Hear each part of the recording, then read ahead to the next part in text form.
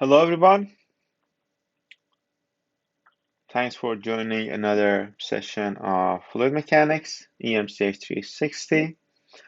Today, we are going to do two homework review. So I was thinking of finishing up the chapter on next Tuesday, chapter 4 on next Tuesday.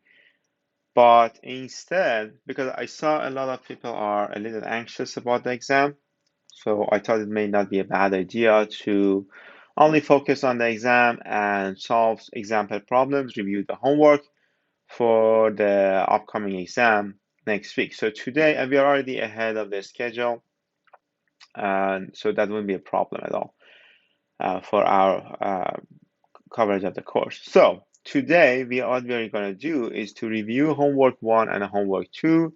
I have also uh, posted homework 3 for you guys, which is going to be due Wednesday.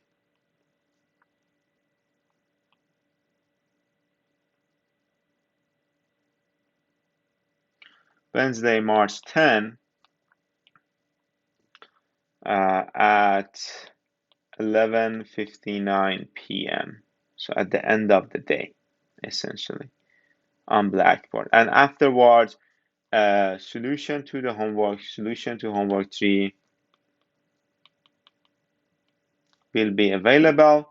I will also, hopefully sometime in the weekend, I will also record another lecture reviewing homework 3 and going over homework 3, and that one will also be available at after 11:59 p.m. So essentially at the beginning of the day on Thursday, right? So hopefully you will have enough time to go over homework 3 and homework 3 review and solutions to get a handle on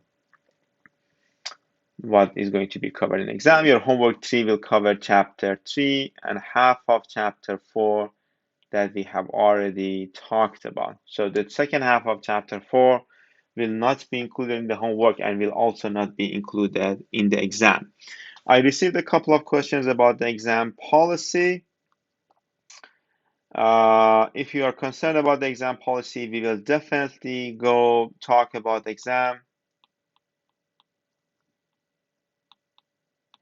in more detail on Tuesday. And that is Tuesday, I think it's going to be March 9th in the class, March 9, 21, in the class. So at 2:50 p.m. I will see you all on Tuesday in person and at 2:50 p.m. Okay, so to recap, today's lecture is going to be homework 1 and homework 2 review. For this, I'm going to need you to go back to homework 1 and homework 2 and have the questions ready. I'm going to read over the questions. I'm going to write the necessary information we need and then just go over the solutions. And since there are a lot of questions on the homework, I have to be quick, but you always have these, and you can always talk to me and ask me questions if you have any. Okay, let's just start with homework 1, question 1. It is telling us an equation for the frictional pressure loss P with the units inches of water in a circular duct of inside diameter D with the units of inches and the length L with the units of feet. For an air flowing with velocity V with the units feet per minute is given as this. Delta P, your pressure loss, is equals to 0.027 L divided by D to the power 1.22 V divided by V naught to the power 1.82. Okay, and V naught is our reference velocity, which is feet per minute again. and the reference velocity is 1000 feet per minute. Okay, we want to find the units for the constant, 0.027.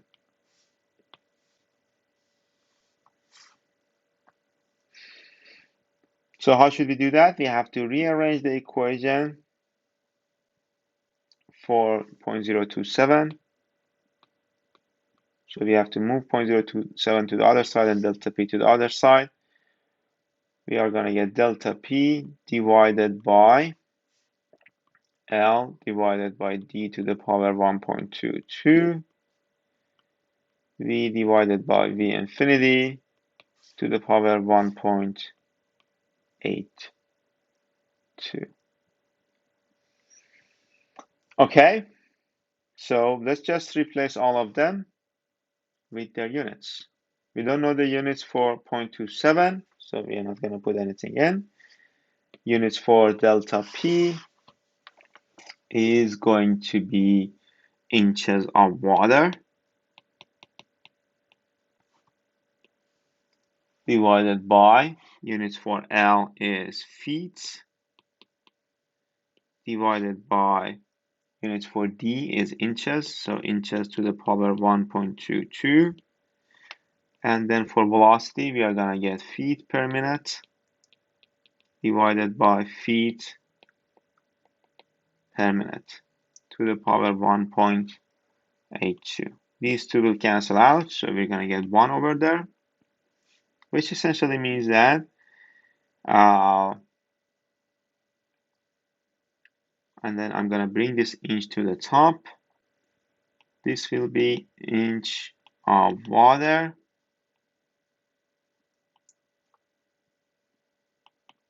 inch to the power 1.22 divided by feet. Something that you have to keep in mind when dealing with this type of units is that inch of water cannot be multiplied by a regular inch, right? This is a specific pressure unit. Inch of water, inch of mercury, inch of whatever. So you cannot just simplify this unit with a unit of length, right? Which is inch. Inch and feet are unit. You can simplify these two with each other. Essentially have to convert feet to inches and then we'll be done. But we cannot simplify inches of water, which is a pressure unit, with something that is a unit of length. Okay, that's for question 1. Question 2, we want to express the following quantities in SI units. First one is A, 10.2 inches per minute. B, 4.81 slugs. C, 3.2 pounds. D, 73.1 feet per second squared. And E, 0.0234 pounds second feet squared. We want to convert these to a side. Let's go with A, 10.2 inches per minute. Okay, so in SI we have meters for inches instead of inches for length. We have to multiply this by the conversion ratio, which is 2.54 multiplied by 10 to the negative 2 meters per inch. So essentially every 1 inch is 2.54 times to the power 2. And then we have to convert minutes to seconds. Every 1 minute is 60 seconds. If you do the calculation, you will end up with 4.32 multiplied by 10 to the negative 3 meters per second.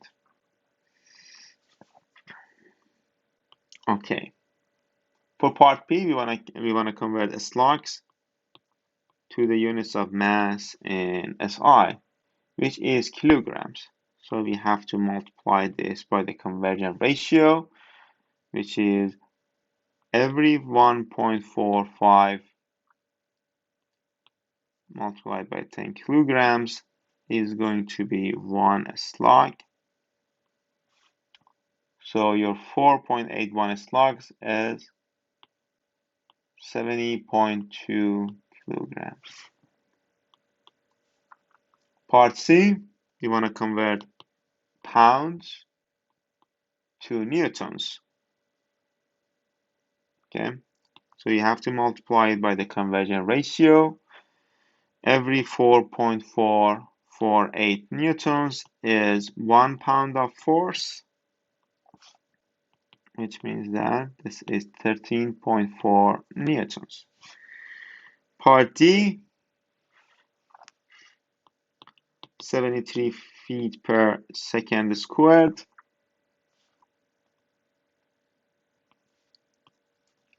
Second is already a unit of SI, so we don't need to convert that, but we can convert the whole thing, feet per second squared to meters per second squared, which is the unit of acceleration in our analysis. Okay, in SI. So let's multiply this by the conversion ratio, which is 3.048 multiplied by 10 to the negative 1 meters per second squared is equals to 1 feet per second squared.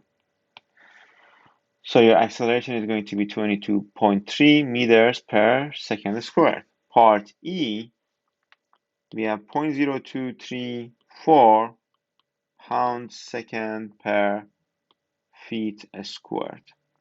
We want to convert this to SI, which is SI unit for this is Newton second per meter squared. So multiplied by a conversion ratio, 4.788 multiplied by 10 Newton second per meter squared is equals to 1 pound second per meter squared. So we're going to get 1.12 Newton second per meter squared. That's for question 2 of homework 1. Let's do question 3. Question 3 is telling us a hydrometer is used to measure the specific gravity of liquid. For a certain liquid, a hydrometer reading indicates a specific gravity of 1.15. We want to find the liquid's density and the specific weights, right? Okay. In SI. So we already know we define a specific gravity as your density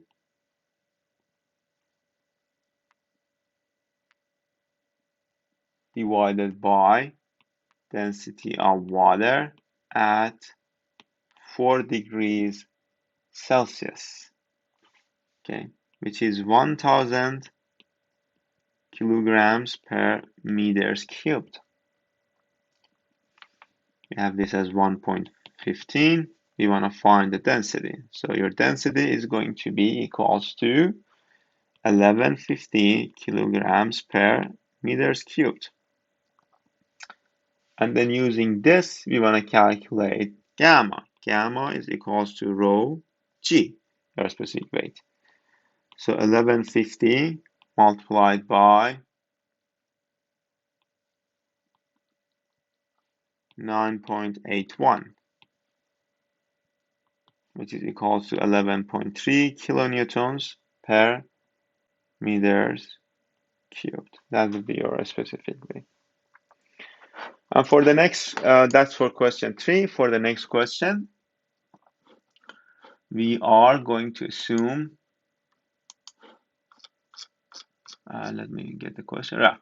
We want to assume that the air volume in a small automobile tire is constant and equal to the volume between 2 concentric cylinders.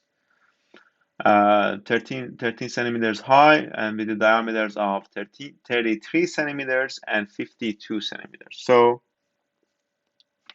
that's question 4. Two concentric cylinders is going to represent a tire. Your height is 13 centimeters, h. This radius or diameter, your diameter is 52 centimeters, and the diameter of the smaller one is going to be 33 centimeters. Okay, the air in the tire is initially at 25 degrees, so T of initial, Ti, is 25 degrees Celsius, and Pi is 202 kilopascals. Okay, immediately after the air is pumped into the tire, the temperature is, so I'm going to use T of F for it, is 30 degrees Celsius, and pressure is, P of F is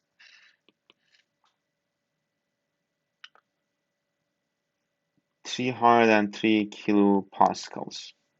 So we have the initial pressure before pumping air into the tire, and we have the final pressure and temperature after the pumping the air, immediately after we have pumped air into tire.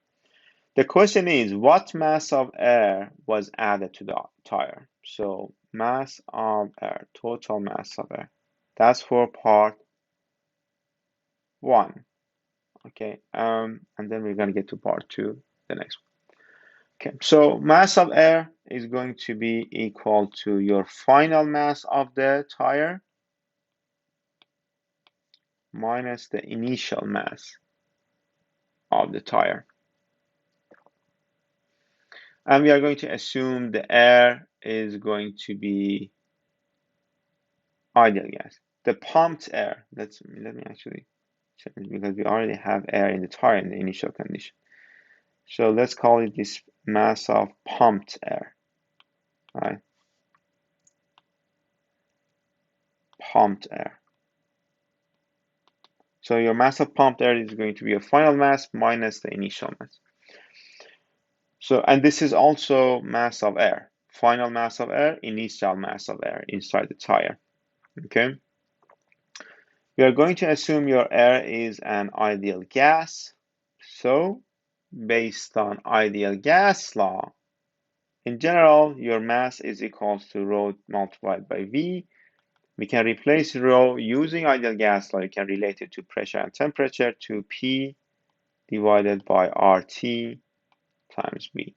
Okay, so your final mass is going to be your final pressure multiplied by, divided by your R constant, a gas constant, air constant, which doesn't really change, right?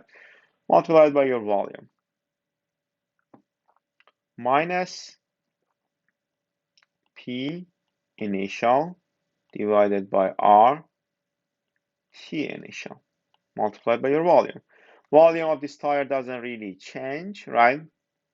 So, and the same is true for R. So here we are going to get V, your volume, divided by R multiplied by PF divided by TF minus PI divided by TI.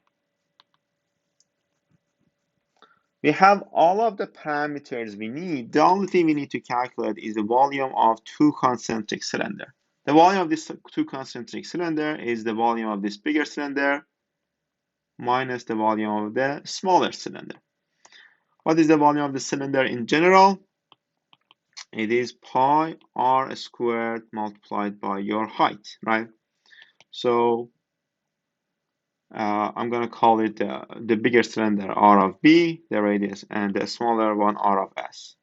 So for our case, we are going to get pi R of B squared, the bigger one, H, minus pi R of the smaller one squared, which we can take out take pi and h out here and factor this out and get RB squared minus RS squared. We have R's, we have the H 13 centimeters, RB is 52 divided by 2 centimeters, which is 26 centimeters, 33 centimeters, which means is the diameter for RS, which means that you're gonna get 16.5 centimeters for the radius. And we know what pi is, we can use 3.14 or any value, it doesn't really matter. And eventually you're gonna get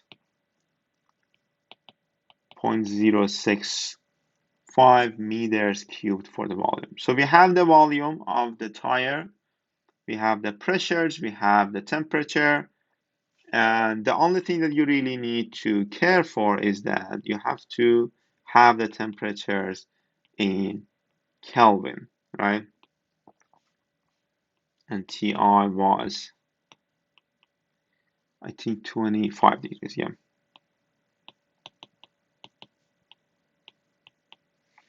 So you have the temperatures in Kelvin. And keep in mind that your pressure is also in kilopascals. It has to be in pascals. So 10 to the negative 3 Pascal, positive 3, sorry. Pi is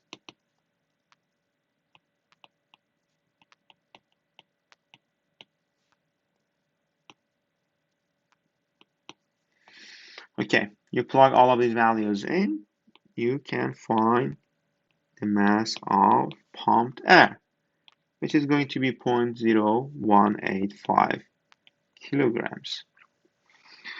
Okay, and then the next part is going to ask us, the part B is asking us to, what would be the air pressure?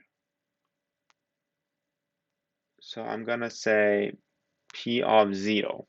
What will be the air pressure after the air has cooled down to a temperature of 0 degrees Celsius? So P of 0 is equals to, so this is the question, we have to solve this, right?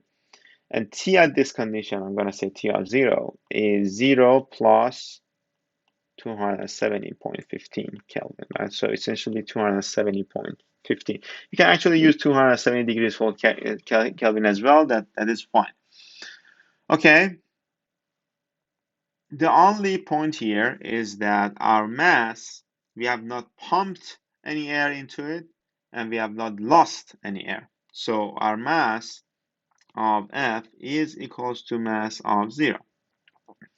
How did we calculate mass? Rho V, right?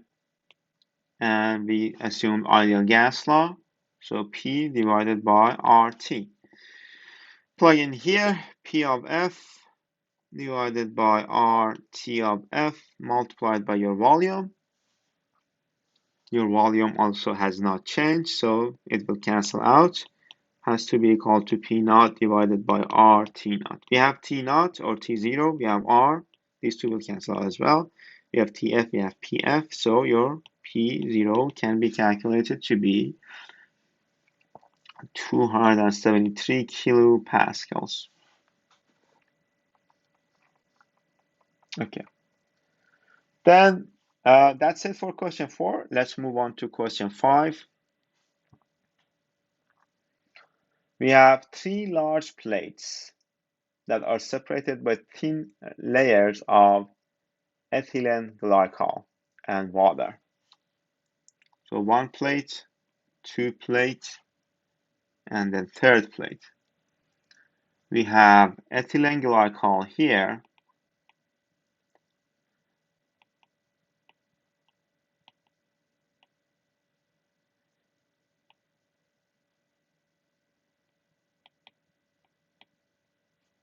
We have ethylene glycol here at 20 degrees Celsius. And we have water here at 20 degrees Celsius. Okay. The top plate moves at 2 meters per second. So this top plate is moving with a velocity 2 meters per second.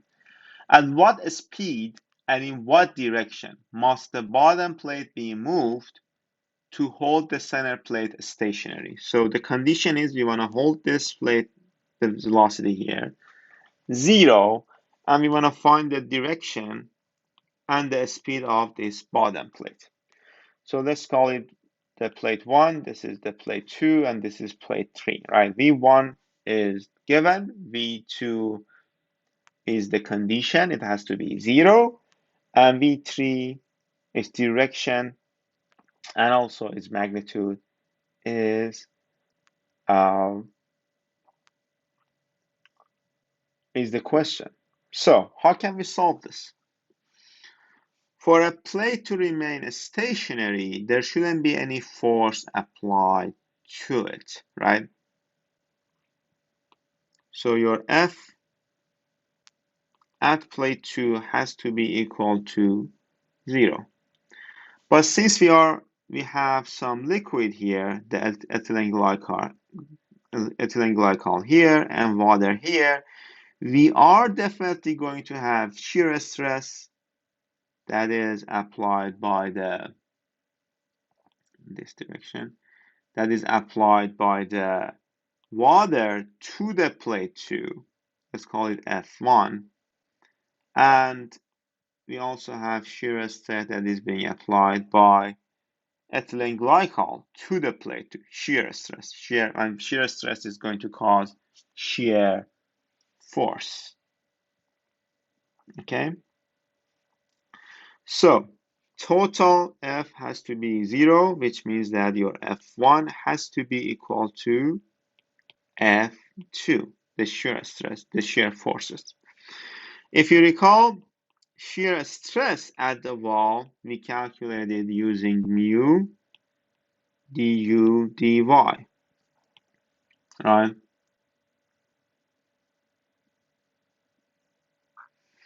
We are going to assume that the velocity, or u, changes linearly with y. So essentially, it has to be 2 meters here, then 0 here. It is going to go linearly from 2 to 0, right? The same is true for F2. And here I'm assuming the direction of velocity is in this direction, right? Which doesn't really matter, whatever velocity that is, which doesn't really matter, because if we are making a wrong assumption, then we will get a negative value for velocity, which means that the velocity should be in the other direction, okay? So what happens when the changes of velocity with respect to y is linear is that we can transform this equation to delta u divided by delta y, right? We can get the velocity of 2 points, and if you know the distance between them, and we should be fine. And we know the distance here, 0.1 centimeters. We know the distance here, 0.2 centimeters. So if we have the velocity of this point and this point, since we know the distance, we can calculate the shear stress that is being applied to wall 2 by the water that is moving inside here. Okay, and we know all of those velocities. The velocity here is v1 minus v2 divided by your h, right? v2 is 0, so tw1 is going to be equal to mu of water, viscosity of water, v1 divided by h. We can do the same analysis for the, yes, actually this is F3, right? The force that is being applied because of the movement of plate 3, right? For, let's call it TW3, we can do the same analysis, mu of ethylene glycol, I'm going to use E, V3 divided by H. H here, let's call it H1 and H3.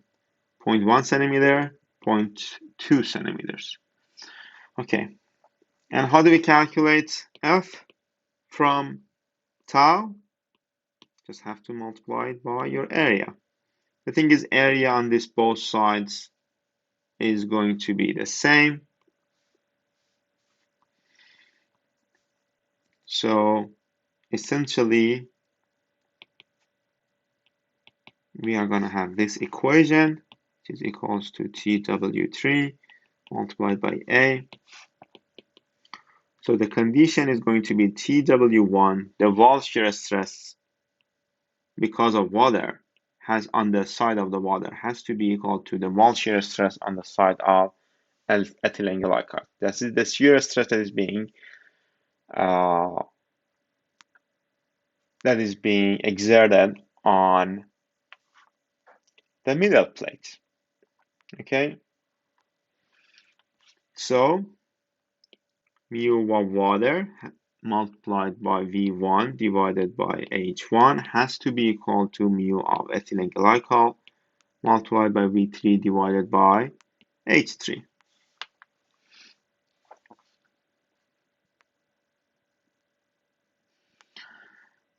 If you go to the liquid properties table, we can find the mu of ethylene glycol to be 1.99, 10 to the negative 2 newtons second per meters squared.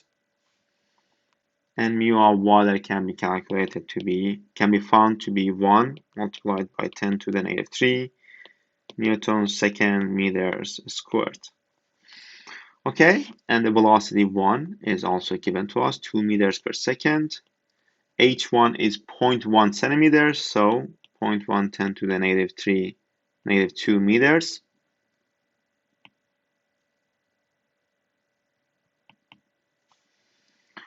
And we have to find V3. H3 is going to be 0.2, negative 2 meters, right? We have all of the values here. We can plug those in and get V3 to be 0.201 meters per second. Since we got a positive value for V3, this essentially means that we have to move the plate 3 in this direction. Okay, let's do problem number 6. Problem number 6 is telling us a new computer drive is proposed to have a disk, as shown in this figure below. And this is the disk that is rotating at 10,000 RPM, revolutions per minute. Okay, and the reader head is to be positioned 5 inches above the surface of the disk. So let's say this is your reader head and this is the side view of the disk, right? Here we have the top view. This is your reader head. This is the disk. And here we have a side view. So 0.0005 inches above the disk. We want to estimate the shearing force on the reader head as a result of the air in between, the shearing force.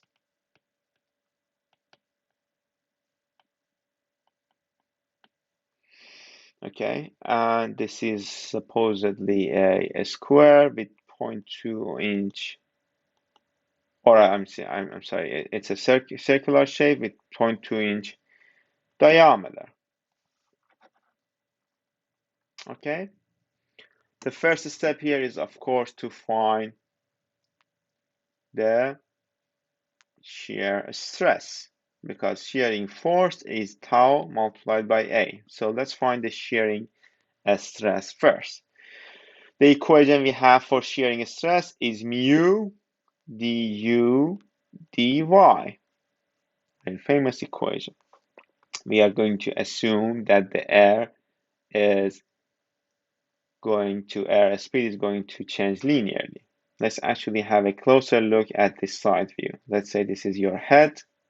This is the rotating disk, right? Head is not moving, so the air velocity is going to be 0. Your disk is moving. It's moving in this direction, but let's assume we are looking at it from the other side, right? So the air is moving in this direction, just to make it visually simpler to understand, right? Okay, so air, we are going to assume that air velocity is changing linearly.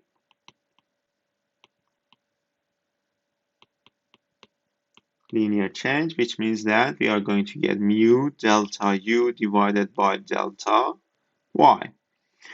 We have this distance, which is 0.0005 inches, right? That's going to be your delta Y. And delta U will be the velocity of this point minus the velocity of this point. The velocity of this point, let's call it V, velocity V, and velocity of this point is 0. So your shearing stress is going to be mu of air multiplied by this capital V divided by delta Y, 0.0005 inches. Okay. But how can we find this velocity? This velocity is the linear velocity you are going to see on a rotating circle, right? Let's say you're rotating this as the velocity with the velocity omega. You have this radius. The linear velocity at this location is always equals to r multiplied by omega. Okay. And we are also given this radius from the center of the disk. I forgot to mention this. This is 2 inches, right? So your velocity is going to be 2 inches multiplied by your revolutions per minute, 10,000, right? But we have to convert these revolutions per minute to radians per second, okay? And why is that? Because eventually we want to get this unit to be inches per second, right? Or we can actually convert it to feet per second as well. But the point is it has to be inches per second. So your omega has to be radians per second or degrees per second. Doesn't really matter. Let's do radians per second. Okay, so we have omega 10,000 revolutions per minute. We have to convert the revolutions to radians and minutes to seconds. So 1 minute is 60 seconds. Let me actually change this over revolutions per minute. And each 2 pi radians is 1 revolution, 1 full revolution. This is 1 full revolution, which has a 2 pi radian angle. So the minute will cancel out, revolution will cancel out as well. We just have to divide 1000 by 60 and multiply it by 2 pi.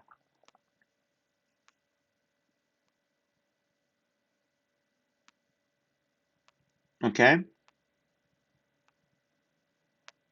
And then you're going to get your value for omega, which is 1000 multiplied by 2 pi divided by 60 seconds. Okay, so we have the omega in radians per second. Then you multiply it by your r, which is 2 inches. And we're going to get the velocity. Let me actually change this. To get the velocity. Velocity is going to be 2000, 2 pi, 60 inches per second. Okay. Then we need to take a look at the viscosity.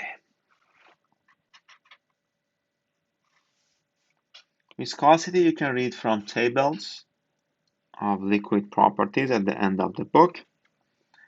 Viscosity of air is 3.74 10 to the negative 7 pounds second per feet squared. Okay. We have the viscosity, we have the delta y, this was delta y, and we have the velocity. The only thing is that we have to convert inches to feet. Just have to, every 12 inch is 1 feet, right? We already know that. So if you do the conversions, if you apply all of the analysis, eventually for tau, which is your shear stress, you're going to get 1.57 pounds per feet squared. Okay. And your F is going to be tau multiplied by A. Your A is a circle. It's a circular head. We have the diameter 0.2.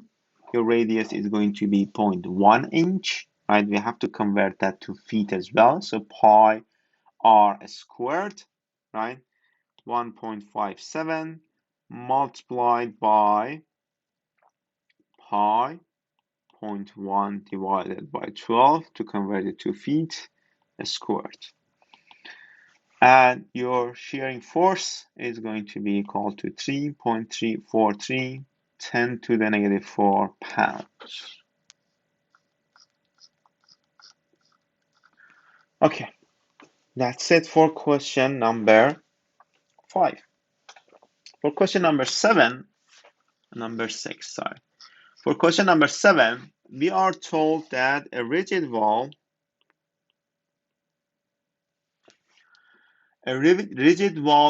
cubical container is completely filled with water at 40 degrees Fahrenheit. Okay, so 40 degrees Fahrenheit and sealed. The water is then heated, so your initial temperature is 40 degrees Fahrenheit, and then we heat up the water to 100 degrees Fahrenheit.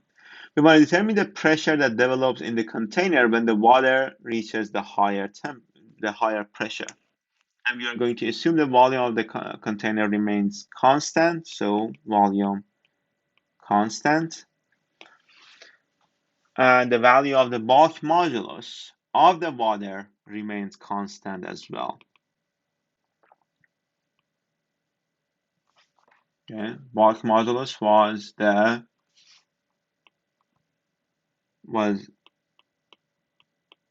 signifier of the compressibility. So bulk modulus is 300,000 psi. Bulk modulus is going to remain constant, and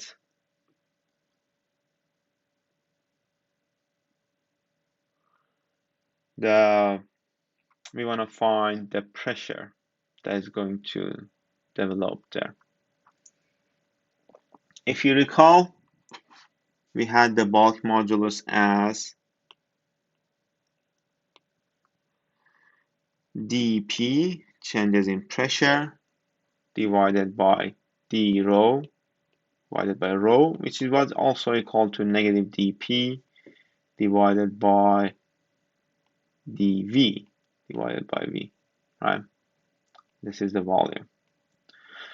Okay, so the only thing we really need to do, we are going to assume that the density is going to change linearly. Density of water is going to change linearly. Then you go to the table for physical properties of water.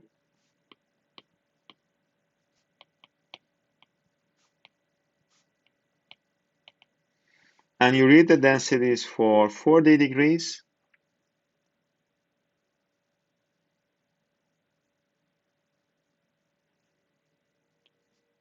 and 100 degrees Fahrenheit.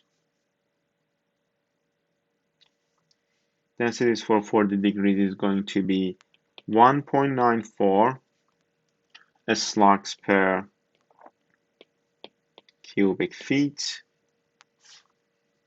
And for 100 degrees, it's going to be 1.927 slugs per cubic feet. Okay. We can either use this formula or this one, doesn't really matter. But the point is, since we are going to assume that everything changes linearly, we're going to have delta P. This is the thing that we are looking for, right? The changes in pressure, the pressure that is going to develop in the container because of the heating, right? Divided by delta rho divided by rho is equals to negative delta P divided by delta V divided by V. It is better to use, it really doesn't matter which one you use.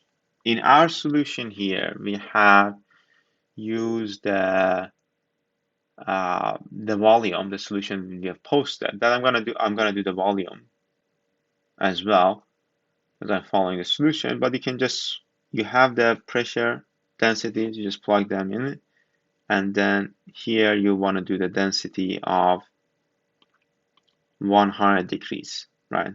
That's the only catch. And you have to do the density of 100 degrees Fahrenheit here, right? And then you will just plug in the values. You have the E of V, you have the densities, you have the changes in densities, you plug in the values, you calculate delta P. That's it. But if you were going to go through the volume routes, the first thing that we can do is that M of F is equals to M of I, which means that density at 40 degrees is equals to volume equals to volume 100 degrees, V plus delta V. Okay, that's the volume, the final volume, and this is the initial volume. Okay, we are assuming that the volume has changed a bit because we have a bulk modulus, right? The changes are so small that they're negligible, but in this analysis, we need to calculate it, right? So if you rearrange this, what you are going to get, let's actually do this. V at rho at 40 degrees, V equals to rho at 100 degrees, V plus delta V. So I'm going to take the rho 100 degrees delta V, right? I'm going to take this V's to one side. So rho at 100 degrees delta V is equals to rho at, this is 40 degrees V minus rho at 100 degrees V. You can factor this out. Rho 100 degrees V minus rho 40 degrees multiplied by V, right? And this is rho 100 delta V. I'm going to move V to this side and rho 100 to the other side. Your delta V divided by V is going to be equal to rho, or 1 minus, because rho at 100 degrees divided by rho at 100 degrees is 1. So 1 minus rho at 40 degrees divided by rho at 100 degrees Fahrenheit. So we can have that value to be 0.00675. You plugged it in the bulk modulus equation. You have the bulk modulus. We have the delta V divided by V. Your delta P eventually is going to end up being 2.03 10 to the 3 psi. Okay. So let's do question number 8. We have an open clean glass tube, which tells us your theta is 0. Is inserted vertically into a pan of water what the tube diameter is needed if the water level in the tube is to rise 1 tube diameter. Okay.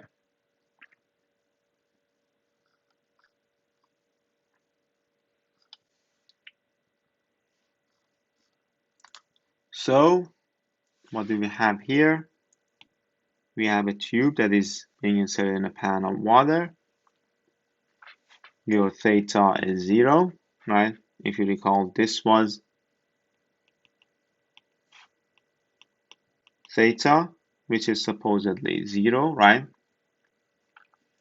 And we want to find the radius that will give us the same height, the same capillary height as your diameter, or we want to find the diameter that gives us it. So if you recall the height, we could calculate the height from this equation, 2 sigma cosine of theta, where sigma was the surface tension coefficient, right, divided by r. Theta is 0, so cosine of theta is 1. So your h is going to be equal to 2 sigma divided by r, right? H here is supposedly 2r. That's the condition, right? So I forgot the gamma in the equation, right? So 2r is going to be equal to 2 sigma divided by gamma r. And then we simply can find your r. Your r squared, these two cancel out. We can take the r to the other side. Your r squared is going to be sigma divided by gamma r. No, sigma divided by gamma. Okay. Sigma, we can read from the tables, but in an exam, it will be given to you. Sigma for water is 0.03 in English units, 10 to the negative 3 pounds per feet. And your gamma for water is 62.4 pounds per cubic feet. Do the division, you are going to get 8.9 10 to the negative feet for radius squared, right? But we are looking for diameter, which is 2r. So you take the square root, you find the radius, whatever that is, and then you find the diameter.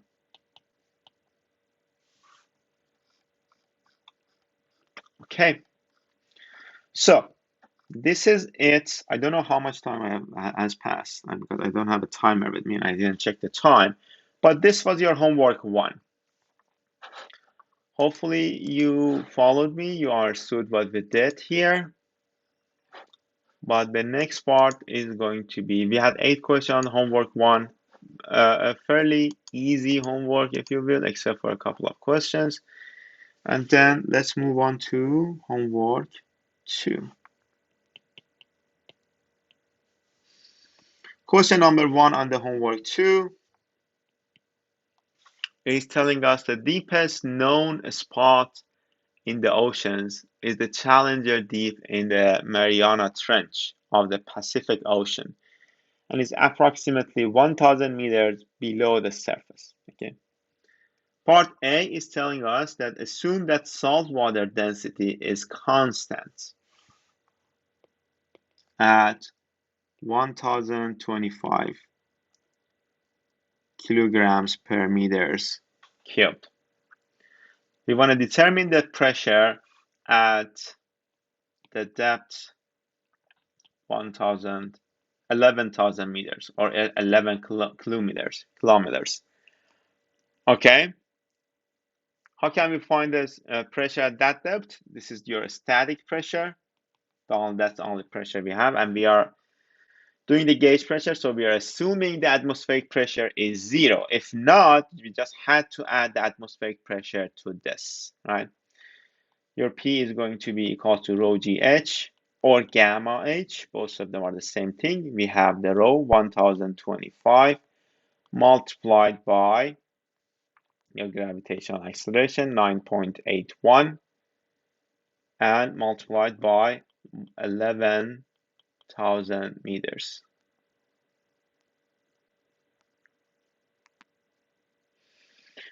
Okay, just do the calculations. You will end up with 1.11 10 to the 8 pascals, or 111 megapascals. And again, this is the gauge pressure. Part B is asking us for a surface density of 1030 kilograms per meters cubed, a constant water temperature, and an isothermal bulk modulus of 2.3 multiplied by 10 to the positive 9. Density is 1030 kilograms per meters cubed, constant water temperature,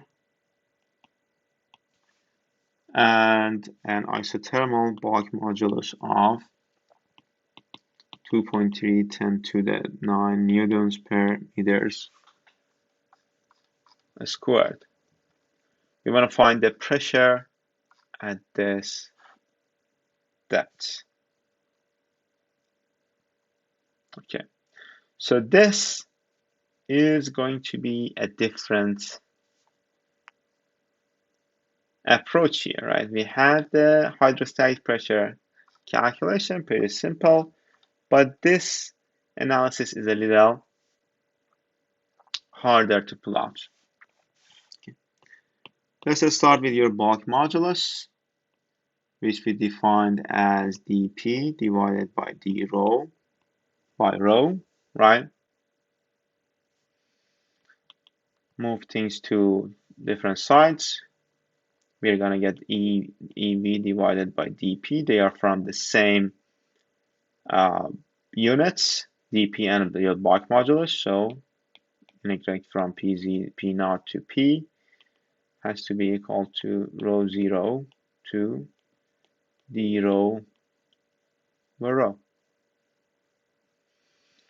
If you take the integral, natural log of rho by rho naught is going to be equal to P minus P naught divided by your bulk modulus. We can actually rewrite this as rho equals to rho naught E of V.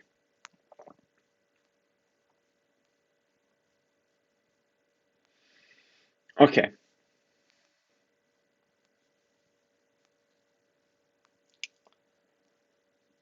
So, if you recall from the main hydrostatic equation, we had dP divided by dP dz is negative gamma, right? It's equal to negative rho g, right? You can replace rho with negative rho naught g with the equation we just got here, g P minus P infinity divided by E of V.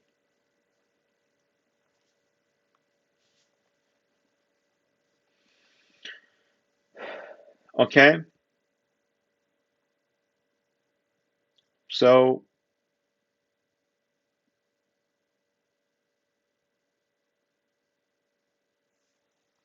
what we're gonna do next is to try to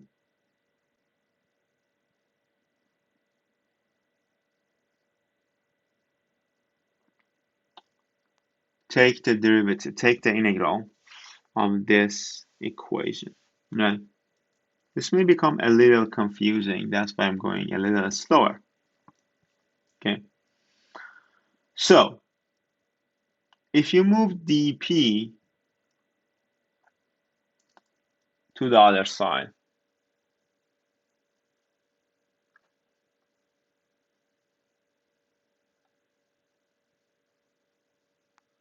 what we are gonna get is this. So if the integral of P naught to P e to the negative power P minus P naught divided by EV dP, right? What have we done here? we have moved this part. This is E, right? We have moved this part to the other side. That's it. That's why we have the negative power. And then we are going to take the integral, right? dp. If you take the integral of this is the integral of an exponential. The integral of exponential is essentially your whatever that is being multiplied to your power 1 over that e of v multiple negative e of v is multiplied by e to the power p minus p naught divided by e of v. That goes from p naught to a random p at height z. Okay.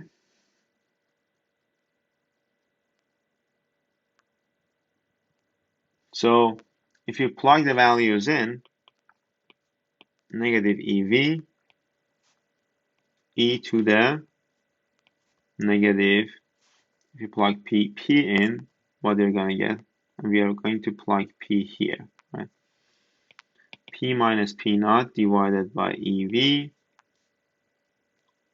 minus e to the negative p naught minus p naught divided by ev, right? Which will give you 0, and this will be equals to 1. So for the left-hand side, this is what we got, right? And we have already moved dz to the other side. So this equation, let me actually rewrite this equation to make sure that we are on the same page.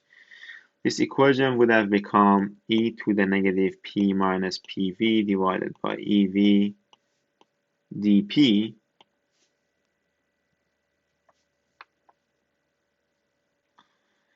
equals to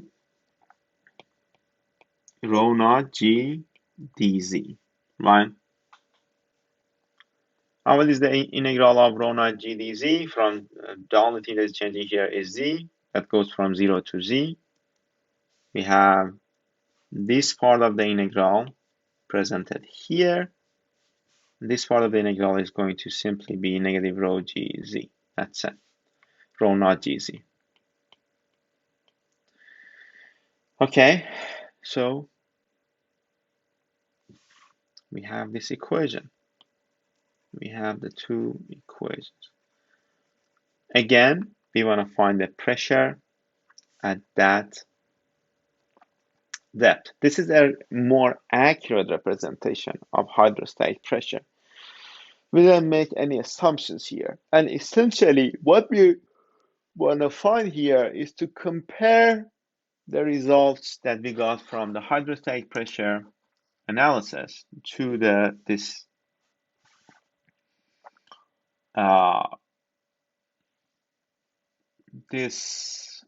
more accurate analysis.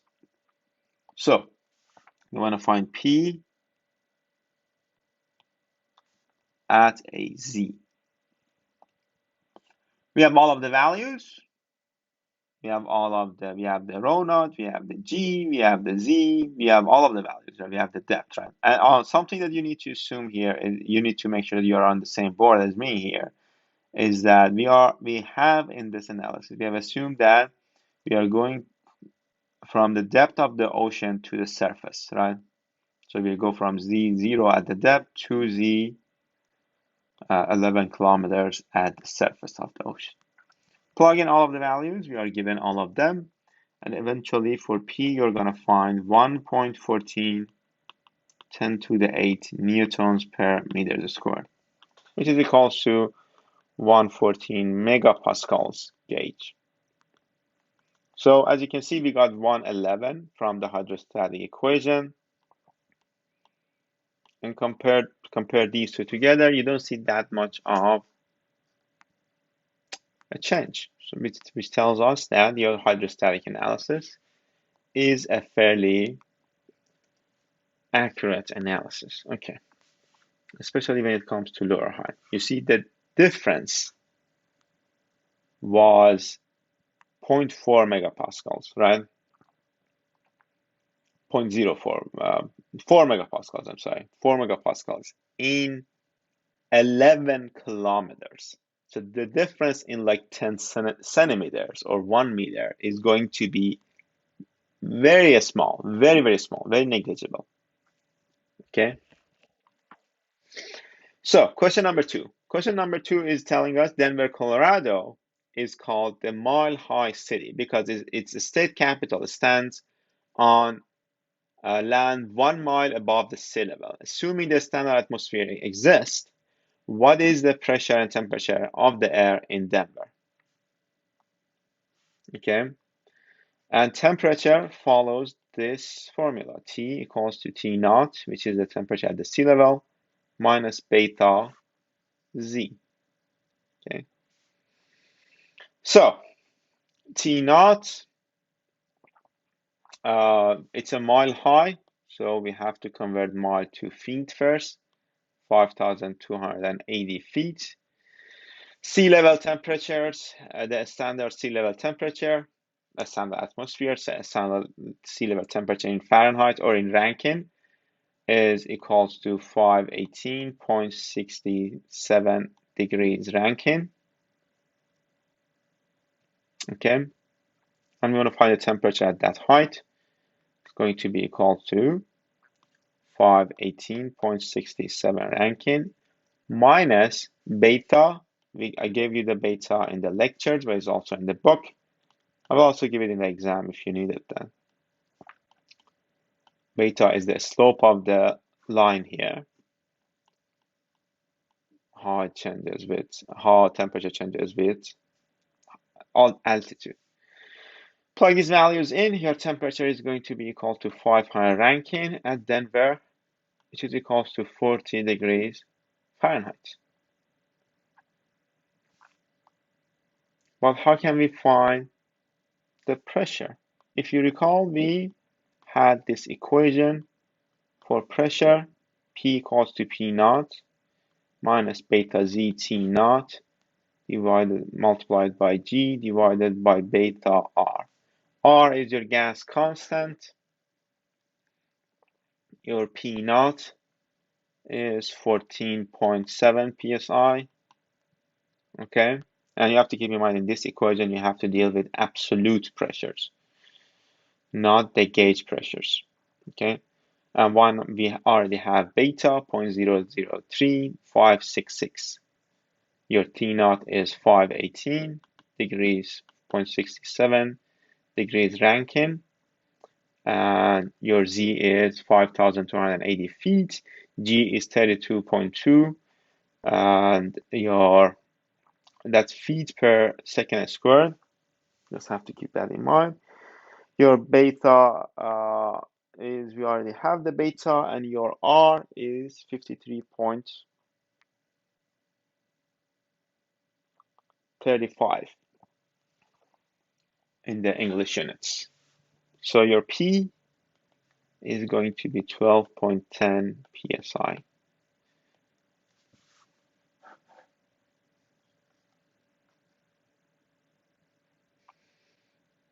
Okay, that's it. That's how you find the temperature at an altitude.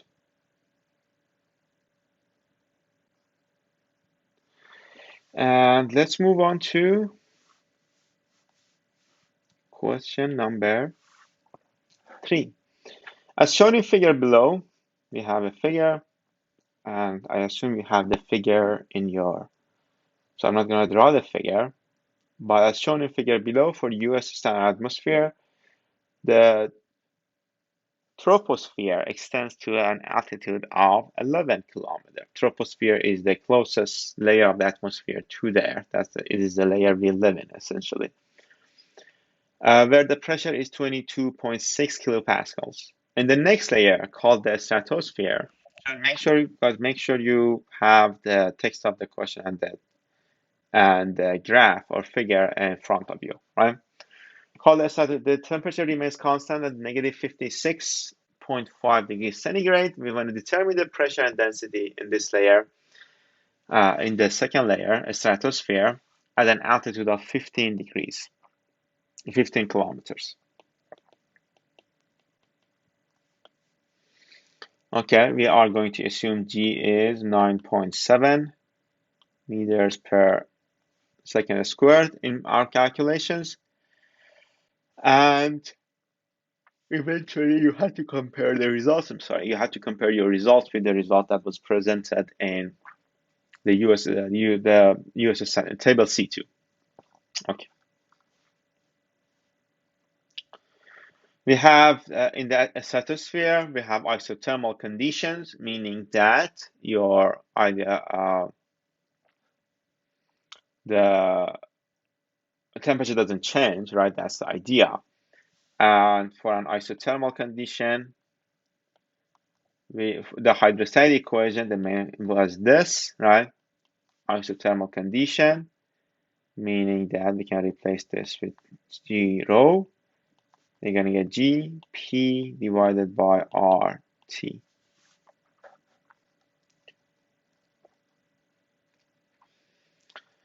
Then you can move things around.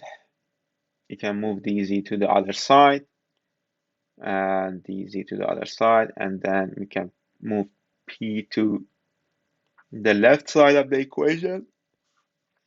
Eventually, we are going to get this equation. This is an equation we have derived in class. We have seen, we just saw it in the previous example, so I'm not going to go over how to do the calculation. And you have it in your solution manual as well. So we want to find Z1 here is your 11 kilometers. That's the starting point for the stratosphere. And 15 kilometers is going to be the altitude we are looking at. Your R here is 287 for air. T naught is negative 56.5 degrees Celsius. So we have to convert it to Kelvin, right? That's something you have to make sure you do. And we have the G is given to us. Also, the pressure is given to us, 22.6 kilopascals. Okay. Using this, we should be able to find the pressure to be 12.1 kilopascals. And then for rho at that location, just have to use the ideal gas law. 287, negative 56.5 plus 273, and 12.1 kilopascal. So 12.5 multiplied by 10 to the power 3. And eventually your density will be 0.195 kilograms per meters cubed. Okay. Let's move on to problem number 4.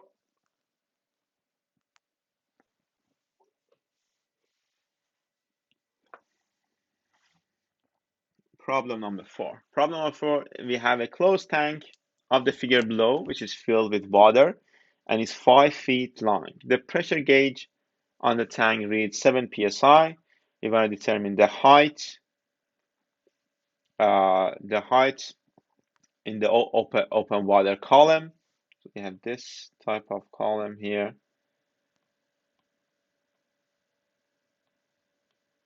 We're going to determine this height.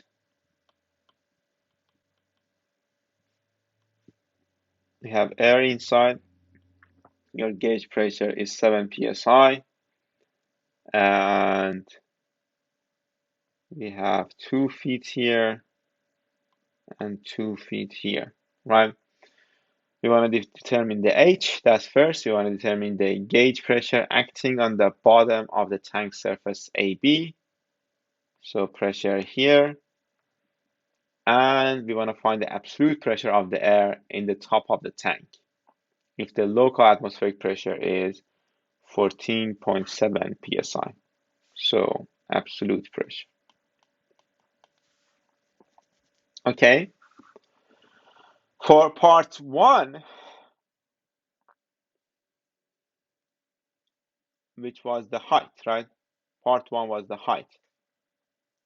For part 1, we can say P is going to be equal to gamma of water multiplied by H. This is your pressure here, right? P1. Okay, from this side. On this point, this is the pressure. And the pressure is going to remain the same on this line from here. So gamma of water multiplied by your H, right? But on the other hand, P at this point can be calculated by this gamma of water multiplied by 2 feet plus your 7 psi's. Now 7 psi is it's pounds per inch squared. We have to convert that to PSF, pounds per feet squared. Just multiplied by 144 divided by 1, right? Inch squared, feet squared. That's it. And eventually we have 2 here, right? Gamma of water is 62.4, and here 62.4 as well. The only thing we don't know here is H. The only thing we are looking for here is H. So your H is going to be calculated as 18.2 feet. Okay, pressure at the gauge pressure. The gauge pressure at this point is going to be your gamma of water multiplied by 4, 2 feet plus feet, plus 7 multiplied by, that's your gauge pressure, multiplied by 144 divided by 1. So your pressure is going to be I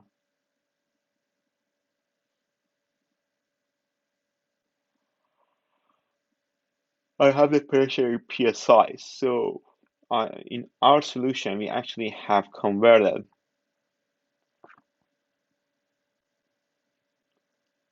feet to inches, right? So your pressure is going to be 8 point, yeah, I'm sorry, I have the correct pressure. PS 8.3 PS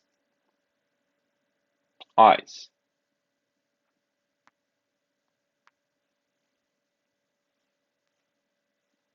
Okay. The last part is asking us to find the pressure of air. Pretty simple. You have the gauge pressure, just add it by your atmospheric pressure. 14.7, that's the regular atmospheric pressure. Your gauge pressure is 7. So you're going to end up with 21.7 psi's. I think we solved the question number 5 and number 6 and number 7 in class. Okay, so I'm gonna skip over them and go straight to number 8. Okay, if you want the solution to those 5, 6, and I'm sorry, 6, 7, and 8, right? 5, 6, 7, 8. Yeah, we solve all 3 in class. Yeah, I'm like not 100% sure about this. But if you want a solution, you can go back to the lectures. I'm not sure which lecture was it, but it should have been either last week or the week before, right? We want to determine the magnitude so the solution for those was the due dates for homework 2. So whenever you submit homework 2, it was the day we solved the problem. Okay, 5, 6, 7. So let's solve problem 8. We want to determine the magnitude and direction of the force that must be applied to the bottom of the gate in this picture. We have a hinge. This is your gate, 0.8 meters.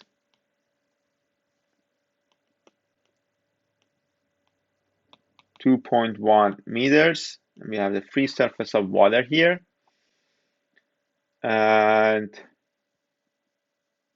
your gate is 2 meters wide. So 2 meters in this direction. We want to find the force that must be applied to the bottom, this bottom gate. showing the figure below to keep the gate closed. Okay. The bottom of the gate. Let's write the free body diagram of the gate. Of the gate and the wall. So this is the wall, then you're going to have the gate, right? A force is being applied on the gate by water, of course, and we want to counteract it by a force, applying a force at the bottom of the gate. This height is H, capital H.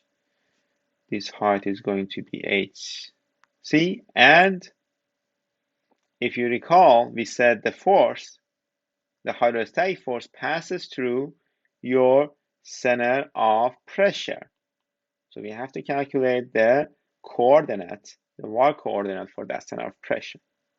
That was the idea, right? And but the force that is going to replace your hydrostatic pressure itself could have been calculated by gamma y of c, that's the centroid location, okay, wherever that is. So to calculate the force, we are going to find the centroid location, but that calculated force actually passes through the center of pressure. So what is y of c here? Your y of c, this is 0.8 meters, so the centroid location for this is 0.4 meters, right? And this is 1.3, right? 2.1 minus 0.8. So this will be 1.3 plus 0.4, 1.7 meters. The area of the gate is 0.8 multiplied by 2, right? And the only thing we really don't have here is going to be your gamma by this rho g, right?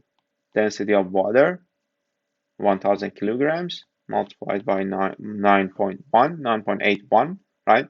Plug in all of the values, and your force, your hydrostatic force, is going to be equal to 26,700 newtons.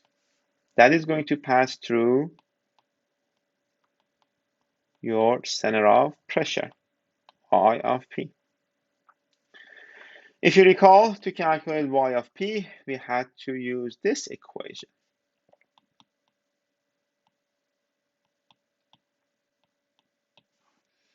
We have the center's location, right? We have the area, and using the appendices,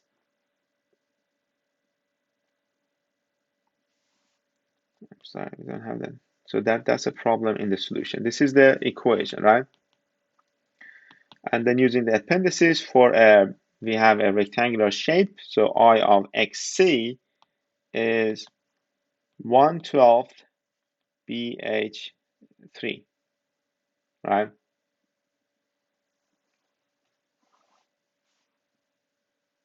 Divided by Y of CA. But the thing is, A itself is BH. So this will cancel out, and we're going to get Y of C plus 1/12 H squared divided by Y of C. Y of C here is 1.7, 1.7, and H here is the height of the gate, so 0.8 squared. Plug those values in. You're eventually gonna get for Y of P as 17.3 meters. That's the location where this force passes through, the center of pressure. Okay. So what was the idea? The idea was the summing the moment that at the center of pressure, that this is where the force passes, right? So we wanna find the force that we need to apply here. This is the force that is being applied at this location, right? So at center of pressure, wherever that is, right? We want to find the force in this direction at the bottom of the gate that can counteract this force. Of course, the forces are not being applied at the same point, so we have to do a moment analysis, right? There is a moment there. There is an arm there. So you can take the moment around the center of pressure, You can take the moment around any location. But the thing is, if you take the moment around the center of pressure, y of p, the moment produced by your F, hydrostatic force, is going to be 0. So it won't be helpful at all, right? If you do the moment, if you do the sigma around the bottom of around this location here, your moment generated by Fr is 0. So it's not going to be helpful. That's why we take the moment around the hinge. Take the moment around the hinge. If you see the moment generated by Fr is going to be positive, the moment generated by F, hydrostatic force, is going to be negative. Doesn't really matter which one is positive and which one is negative, as long as you understand that they are in opposite direction. Okay. So Fr multiplied by the arm that makes with the hinge, which is your height of the gate, minus F multiplied by y of p minus h. Minus capital H, right? So this is your only the hinge. This is your hinge, okay? Y of p, h, and a small h. Since y of p is 1.7, we have to, so that's the distance from the surface of the water. We have to find this arm, we have to subtract y of p minus whatever that is, 2.7. That will be your arm. Not 2.7, I'm sorry, 1.3. This is your H, capital H. Okay. Not from whatever that is. I don't remember what the value of that was, but essentially we want to find this length, right? This length. Okay. You plug that value in, that's 1.73. I think, yeah, 1.73 minus 1.3, yeah. You plug all of the values in. We have the H, we have the F, we have the gamma P, we have the YP, we have everything here except for FR. And this sigma M around the hinge should be 0 because we want FR to counteract the F, right? So your FR can be calculated to be 14,400 newtons. Okay, let's solve problem number 9. Again, and it's telling us that a gate having the cross section shown in the figure below is 4 feet wide and hinged at C. The gate weighs 18,000 pounds and its mass center is 1.67 to the right of the plane BC. Okay. Determine the vertical reaction at A on the gate when the water level is 3 feet above the base and all contact surfaces are smooth, right? So we have this gate C, B, A, water surface. It is supposed to be 3 feet, and this is going to be 9 feet. It is 5 feet in this direction. And what are the other informations? We have the center of mass. That is going to be 1.67 feet to the right of plane BC. So your center of mass here, 1.67 feet to this direction. Okay. And we want to find the vertical reaction. So F A, if you will.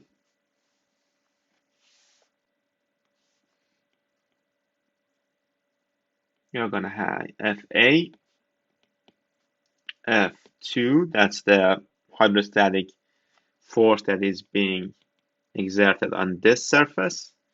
F1, It's a hydrostatic force that is being exerted on this surface. And we have Cx, Cy, which are the reaction forces of the hinge. And we have the weights of the gate itself. The first thing we need to do is to find F1 and F2. F1 is your hydrostatic force, so we can calculate it by multiplying gamma, and Hc multiplied by A. Hc is going to be the sphenoid here, right? So 1.5. Gamma is 62.4 for water, multiplied by 1.5 feet, multiplied by the surface area. This is 4 feet. Sorry, it's 4 feet in this direction. So 3 by 4. And we can find F1 to be 120 pounds. F2, on the other hand, F2 is uniform, right? Because the depth does not change, okay? So F2 is going to be only pressure multiplied by your A2. Your pressure is going to be equal to gamma H2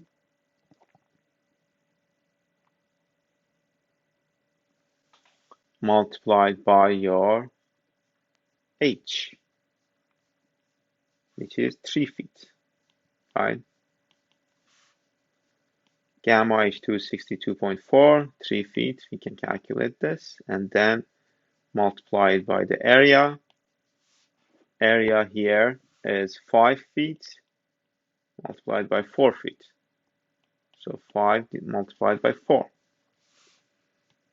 which means that your F2 is going to be equal to 3,740 pounds.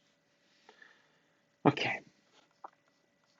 Again, we want to find an equilibrium force, right? F of A, right? We want to find the vertical force that's being applied on A. Well, we have two other unknowns, Cx and Cy. To remove the effects of unknowns, we are going to get the summation, do the summation of the moments around C. And this has to be equal to 0 because nothing is moving, right? So we are going to have F1 that is being applied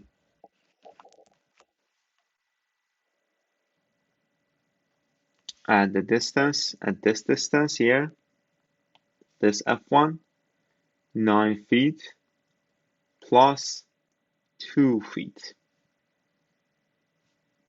okay, 11 feet. Why did we do 2 feet? Because your y of p, if you do the calculations, you're going to say that you're going to find out that is 2 feet, or h of p, okay? So F1 multiplied by that, and then it is going to be plus F2 plus 2.5 feet. Since this is a uniform distribution, this force is only being applied at the middle here, and center of pressure is at the middle. It's a uniform force in a uniform distribution, plus F of A multiplied by 5 feet. And all of these moments are in the same direction. The only moment that is not in that direction is W, weight. So we're going to get minus weight. The moment is going to create, weight is going to create, the arm of the weight is going to be this length, which is given to us at the center of mass, multiplied by 1.67. It has to be equal to 0. We have the weight, 18,000 pounds. We have F1, we have F2, and we will be able to find F of A to be 1680 pounds. Okay.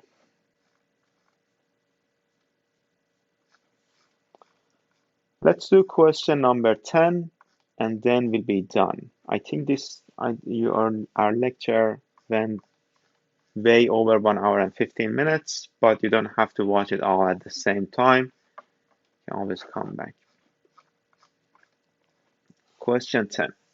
We have an open 1 diameter tank that contains water of depth 7.7 meters at rest. As tank is rotated about its vertical axis, the center of the fluid surface is depressed. At what angular velocity will the bottom of the tank be first exposed? No water is spilled from the tank. Okay. This will be your fluid at rest. Fluid at rest, we have 0.7 meters. Then you start rotating it.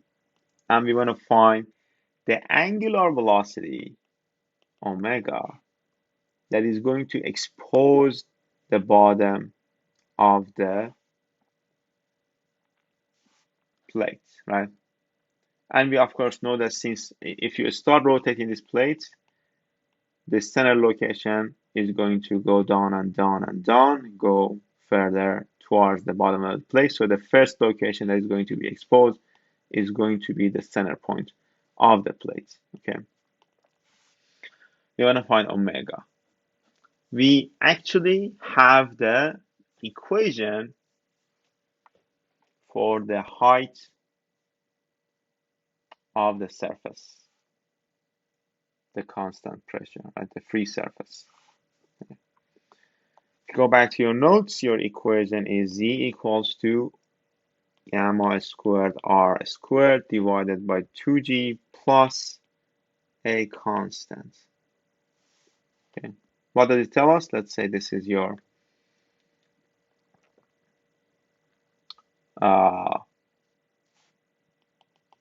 let's say this is your I'm sorry, this is your Z and this is your R. At any R location, R, if you know the R, you can find the Z, right? As long as you have this constant. But we're going to change the perspective for us to make it a little easier. We're going to write the equation from this towards above. So we're going to rewrite the equation for H. And if that's the case, then this constant can be simply determined. Very, very simple. It's going to be very simple.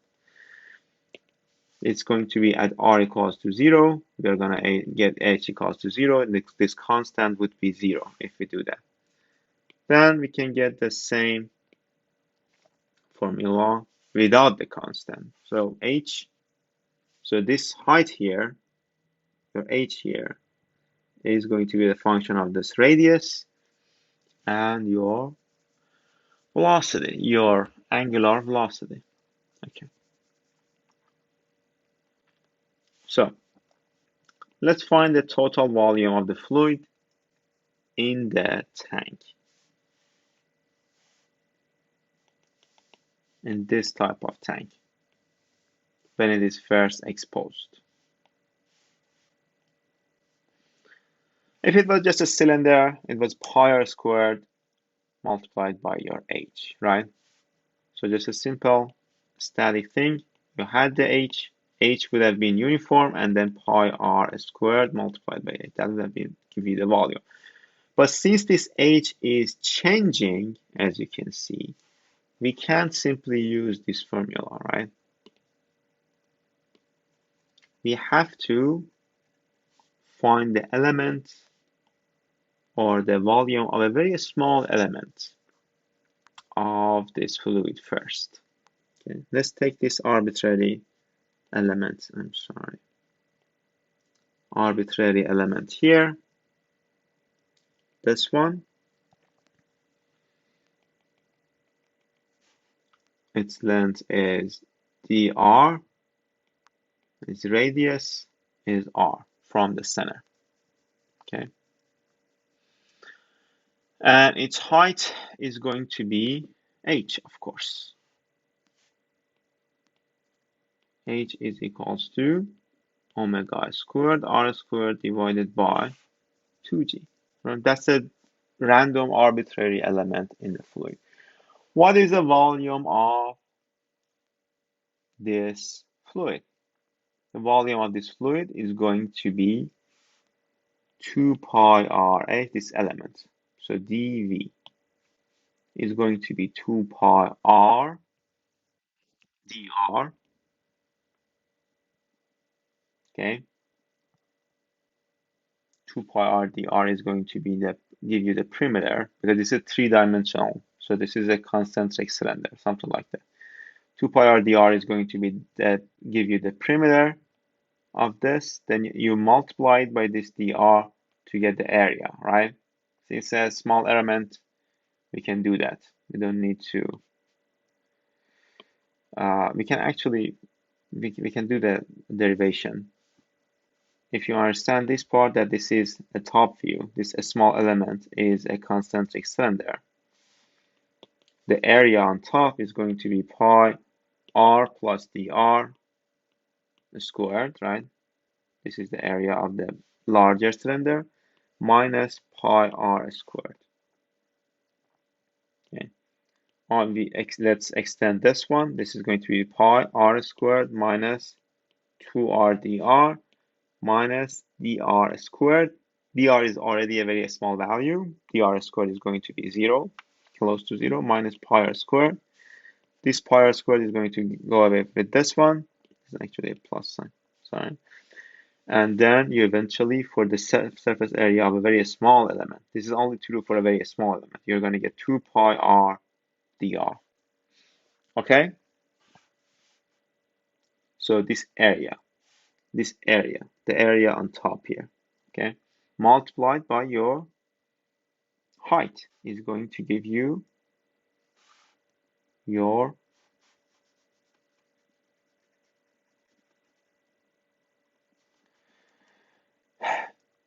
volume of that fluid. So final volume, V of F, is going to be the integral of this d volume from 0 to capital R. And the capital R is going to be the radius of this container,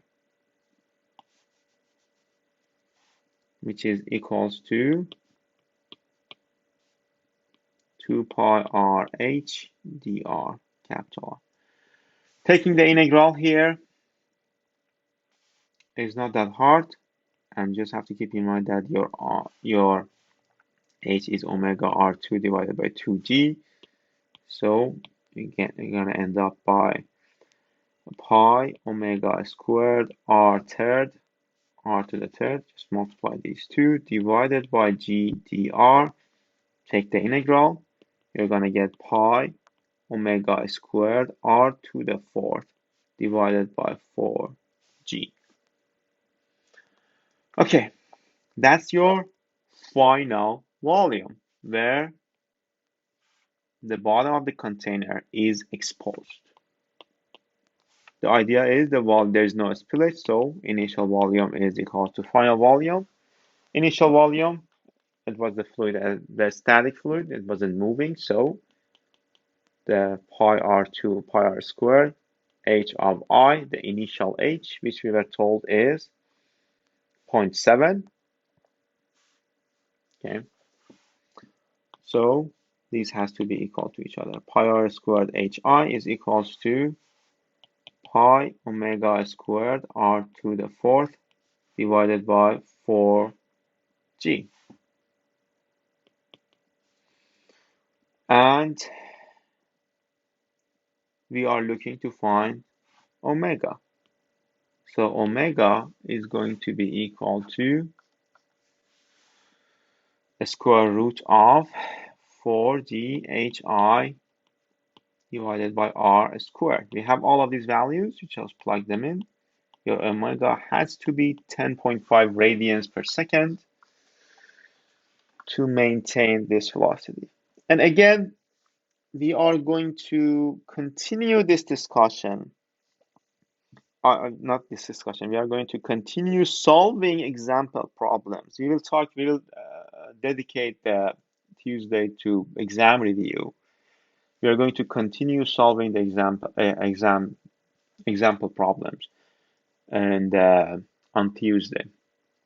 I mean, actually, it really depends on my time, but I may be able to do another online lecture for exam problems, right? And do another online lecture for homework 3, and then they continue the lecture on Tuesday. But we'll see how it goes. Okay, so that's it for today. And please let me know if you have any questions or comments, and have a good weekend.